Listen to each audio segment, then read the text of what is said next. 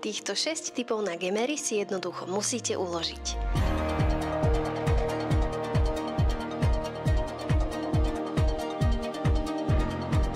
Lúka plná sisľov a obrovisko. Tieto roztomilé sisle sú ozajstní pouzery. No a v nedalekom parku Obrovisko sa zabavíte pri drevených sochách. Nájdete tu aj malú zoo či 12-metrovú sochu Bojana, ktorá je najväčšia v Európe. Muránske buchty. Tieto sladké dobroty sú známe svojou nadýchanou štruktúrou cesta a rôznorodými plnkami. Ochutnať ich môžete v tradičnej predajni v centre obce. Hrad Muráň. Nevynechajte ani chodník na hrad, kde kedysi vládla odvážna hradná pani Muránska Venuša. Ak sa jej nepáčil ženích, jednoducho ho zavrela do veže. Vyhliadka Šturmanka. Na Šturmanovom kopci nájdete novú vyhliadkovú väžu, ktorá vám ponúkne jeden z najkrajších výhľadov na celé mesto a jeho okolie.